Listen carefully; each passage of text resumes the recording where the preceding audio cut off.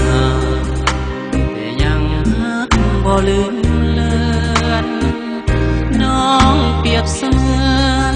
แก้วตามีค่าสูงล้ำจำไว้สบายดีท่านผู้ชมทั้งหลายอันนี้เลยมันการบันทึกภาพและเสียงเนาะของการเคลื่อนไหวของประตูสงฆ์แม่ตูสงฆ์การขั้นตอนทำอิฐนี้เลยมันได้ไปถ่ายเอาหูปอยู่ส่วนแม่ศักดิ์ของเพิ่นที่อยู่หันยวกพุ่นส่วนหันยวกก็แม่นอยู่แขนน้ำคลองพุ่นล่ะไปกระดังทานสิได้เห็นในโอกาสต่อไปนี้เนาะคนเย้ยคนนินทาบ่นานเท่าใดไอ้คงจะกลับมาหาวันนั้นละนะสวรรค์จะเป็นของทางสิไปหาส่วนทัดยวกพุ่นล่ะนี่นะยังปูโดยขี้ฝุ่นอยู่ยังบ่ทันได้ปูย่างเด้อส่วนบ้านเฮาก็ได้ข้างนี้ก็ไทบ้านเขาเจ้าเฮ็ดให้เขาอันนี้นะนี่ทางล่างทางมาแต่บ้านในบ้านเนี่ยมีโอ้เห็นไอ้โฮมเนี่ยไอ้ห้วนนะเขาเจ้ามาอยู่บ้านเขาที่เดี๋ยวนี้สร้างเขากำลังเสร็จหอบ้านให้เรานี่อยู่ดินประตูเดือนนะประตูเดือนออกมาทางบ้านเขาบางว่าแต่บ้านปักนี้พี่นะออกจากบ้านออกจากบอนเหือนไอโฮมมันมาประมาณ500 เมตรก็มีปั๊มน้ำมันอยู่นี่อยู่เบื้องซ้ายมือนี่เบื้องปั๊มน้ำมันแล้วก็เจ้าเฮ็ดบอลเป็นใกล้เครื่องใกล้รถใกล้ยังไงแล้วก็ติดกับแคมทางกันทางก็สิลงไป5 ส่วนทันทั่วไปแล้วนี่อันนี้นี่มันสิอยู่บนแถวน้ำสร้างนกนะอยู่บ้านเขาที่เจริญหน่อยน้ำสร้างนกเขตน้ำสร้างนกจะมีหลักโทรศัพท์หลักไฟฟ้าไปนี่เนี่ย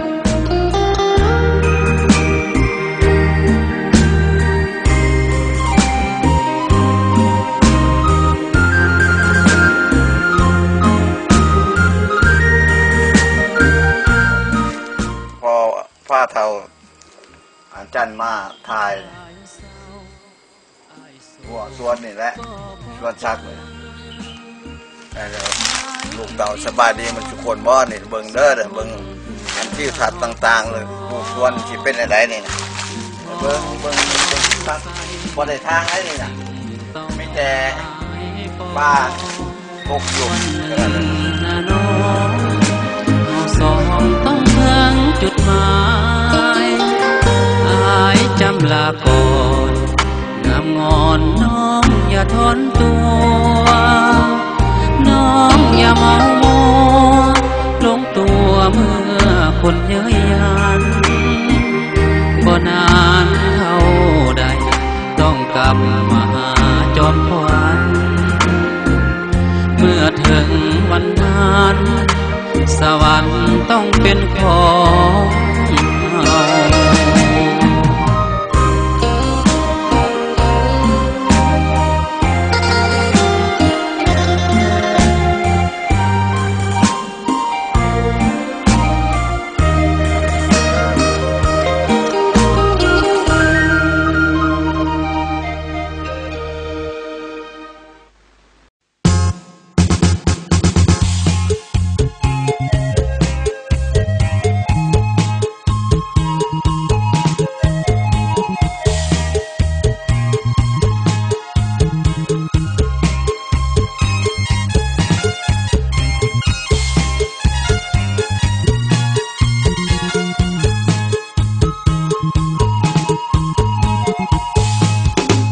บ้านหนึ่งนั้นคือบ้านปากมีอุดมดีมาแต่ใดมีทงนาป่าดงกว้างใหญ่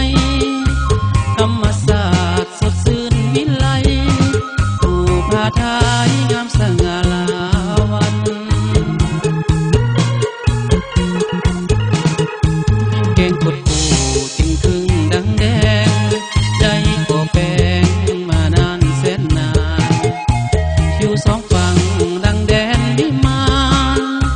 เสริมความงามบ้านปากพี่นั้นทั้งนาบุญบ้านโบมทั้งนาบ้านโบมนี่ก็ต้องนี่หาดนั่ง ทั้งแถมปลูกอยู่หาดเลยนะปลูกกันนั่นพักปลูกมีปลูกมะเขือมาแข่งอยู่ในเต็มไปนี่มีแต่มะเขือเราก็อันนี้แหละเสือสู้ครอบครัวเราเป็นอาหารการกินหมดเนาะเป็นอาหารการกินนะเว้ยมาเบิ่งทางนี้นี่ผักกาดก็มียังก็มีเลยนะผักกาดคิ้วนี่มีหมดเราก็ได้เงินได้ทำได้อันนั้นนะเรียกครอบครัวเราแต่ว่าพวกเจ้ามาเฮ็ดนี่ก็พวกเจ้าก็ได้เงินได้ทำเนี่ยเป็นไรคนนั้นเนี่ยนะโอ้บวบนี้เป็นอนาบอนปลูกเครื่องตลาดอันนี้ตุปลูกผักปลูกมะเขือปลูกมะแขงมะเขือมะถั่วมะยังได้ดีเลยเนี่ยบ่เนี่ยได้นี่นะได้หมดได้เบิ่งแม่เนี่ยมะเขือนี่บักงามนี่เจ้ากุ้งคอคั่วเจ้าได้นั่นตัวนี้เป็นน้ำคลองเลยเนาะน้ำคลองเนี่ยบ้านโบโฮมเลยนะโอ้โบโฮมก็ติดกับเฮานี้อันนั้นเป็นผ้าแบนตัวนั้นนะเป็นผ้าอยู่คนเนื้อคนผ้าแบน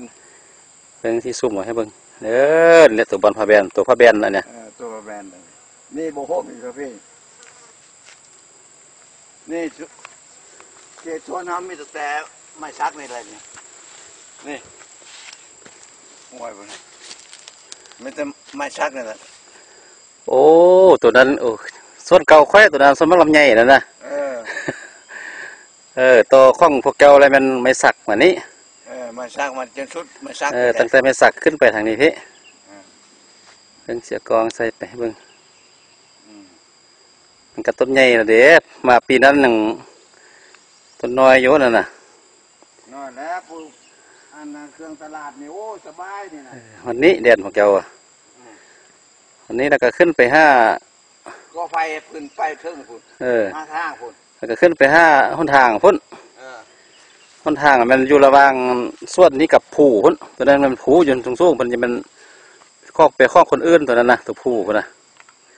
แล้วมีทางอยู่ระหว่างกลางมันหันบัดออกไปคนที่ไทยให้เบิ่งใหม่ไปเด่นพอแล้วได้เงินได้นี่นะโอ้มันโลเท่าไรเห็นเดี๋ยวนี้ก็ได้มันแพงกว่ามะเขือก็ได้อันนี้เป็นเที่ยงสวนอันเนี้ย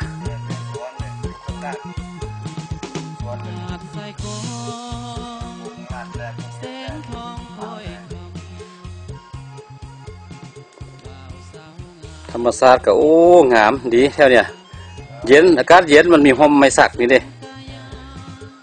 แล้วก็เต็ดกับน้ำคลองพ่นเรียกไปห้ากระเห็นฟังไทยคนแล้วมันนั่นน่ะน้ำคลองน่ะตอนนาสวนน่ะมีน้ำคลองไหลผ่านขอเชิญทานเที่ยวยามปากมีสุขมือดีปีใหม่สงกรานต์คุณพระเวทคือคืนหรือกันคุณส่งเหือพดพื้นเมืองนั้นงานดองนั้นสุขสันต์แท้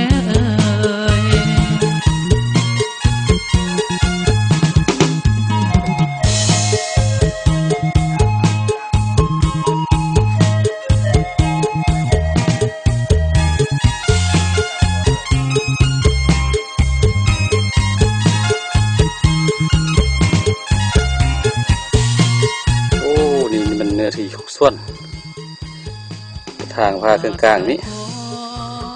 ก็ถือว่าเล็กเติบอยู่ได้ไม่สักก็คือเห็นนี่แหละเนาะ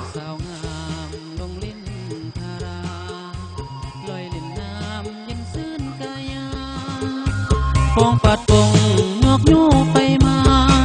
ปูนาวาขึ้นลงสวนกัน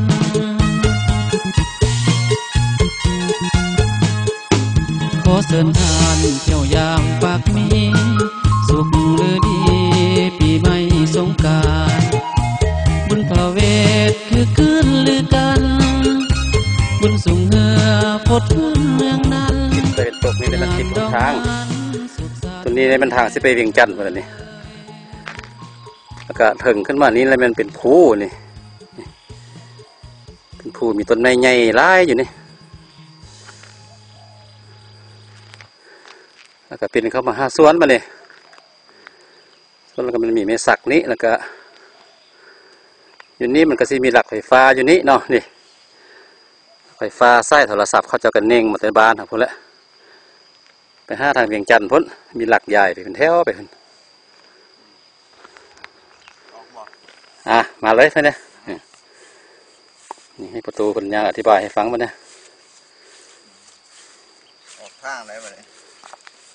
ทางหลวงใหญ่เลยสบายจังหวัดคนปูจ้างเหมือนกันมีแผนการแล้วก็ได้ยินข่าวว่าซิมีแล้วเด้เนี่ยตัวนี้ก็ที่ขึ้นเมื่อทางบ้านทางพักมีพุ่นนั่นนี่ไปทางป่ามีนะ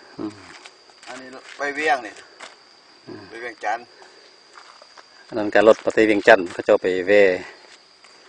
จอดเฮ็ดธุระเนี่ยเขาจะว่าแบะซื้อม่วงคนแบะซื้อม่วงโอ้ได้ดีเนาะค่ายอยู่ท่านก็ได้ดีกะเนาะนี่เด้ถกล้าต่อเฮานี่ก็ได้รถย้อนได้ปีนี้ลูก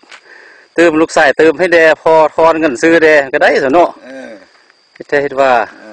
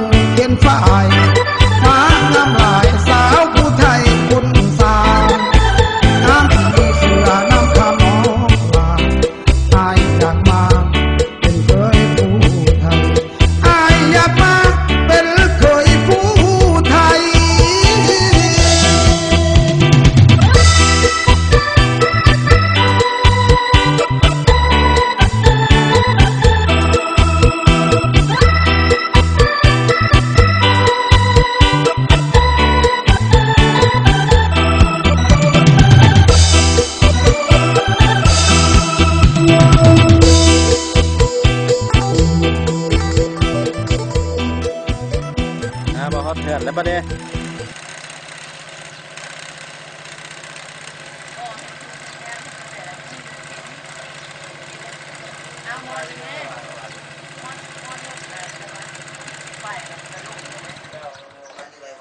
โอ้ยมาทดลองสินค้าให้เพิ่นฮู้จักและให้แม่เฒ่าฮู้จักนำแล้วบัดนี้แม่เฒ่าว่าทดลองให้แม่เฒ่าแล้วบ่แม่นว่าได้เสียเงินบ่แม่นว่าได้ซื้อเนาะทดลองให้แล้วว่าเบาไม้ยุ่งแฮงเป็นเครื่องนวดเด้เครื่องนวดละลายตกสุดเลยเฮ็ดก็เบาอยู่เนาะแต่ก็บ่ได้เสียเงิน อันนี้เอามาฮอตในเฮือนแล้วเด้อนี่มีตู้เพิ่นเอาน้ำมาบริการมาครับแค่พอดีมีพี่น้องเพิ่นมาเตเวียงจันทน์มายามนี่นะเจ้าเอาเครื่องตรวจสุขภาพเพิ่งเอามาแนะนำเอามาให้ใส่ทดลองเบิ่งว่าซะเด้นี่นะ นวดโซเลยเนาะ เจ้าเอาเลยเอาเลย นวดโซเลยเขาพูดว่าสบายปานใดอยู่พี่ขออนุญาตเด้อว่าตื่นเจ็บเส้นเจ็บยางหักบ่ทาได้เป็นปีไปคั้นอ๋อคั้นมาตั้งแต่นี้ก็จะหาที่เดียวว่า